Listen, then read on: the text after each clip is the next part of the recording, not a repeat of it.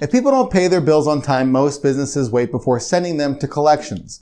That's good news for clients since they have a large window of time before a negative consequence. But this could also make them brush their bill to the side. They know they have plenty of time to pay, so they don't prioritize it right away. This could lead to them to forget, but of course, as an organization, you don't want them going to collections and you don't want to wait this long to get paid. Chances are that you'll send reminders as the due date approaches if you haven't received payment.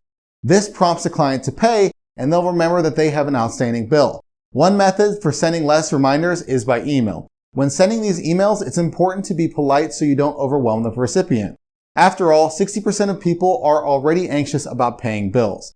There are some mistakes you could end up making that don't encourage these people to pay though.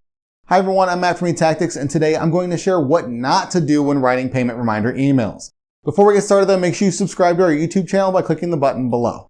While you're down there, hit that alert bell icon next to it as well, so when we post new helpful content, you get notified.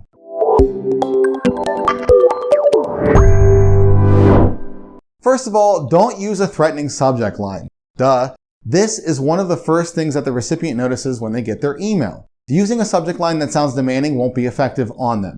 It could end up making someone panic about the financial impact that a late payment will have for them. It might even scare them into avoiding the email altogether, which won't prompt them to pay either. Next, don't wait too long to send these emails. It doesn't do the client any good if you send a reminder so close to the due date that their payment still ends up being late.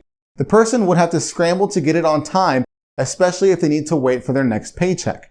Reminding them too late could put them in a financial bind. Instead, send out frequent reminders from the time you send the first invoice until the time the payment is actually due. But make sure you don't send too many reminders along the way. If you bombard the client with multiple emails so close together, they may ignore them or mark them as spam. Rather, spread the messages out at consistent intervals. And finally, avoid sending emails at inactive times. People are less likely to check their email over the weekend or during the evening. Sending at these times could cause your message to get lost by the time the person logs back on. Instead, you want your reminders to be at the top of someone's inbox so they don't get lost. 23% of open emails are within the first hour after delivery. After one day, the likelihood of that email getting open is under 1%. Because of this, you need to target the time and day that people are most likely to check their email. So instead of sending at 5 o'clock on a Friday, consider sending on a Monday morning when people are signing back on for the work week. Since clients know that there's a large time frame before facing a penalty, they might push off paying their bills. But as a business, you want to receive revenue as soon as possible. As you send reminders, don't make the mistake of scaring them with threatening or nonstop emails. You don't want clients to continue avoiding payments because you overwhelm them with your reminders. Clients could even end up switching businesses altogether if you stress or intimidate them too much. And make sure to send reminders at convenient times so the person is most likely to see the message and has time to pay the bill before the actual deadline. This increases the chance that you'll get your money on time. If you'd like to learn more about writing payment reminder emails, reach out to eTactics. And you already made it this far into the video, so you might as well like it, share it, and comment below.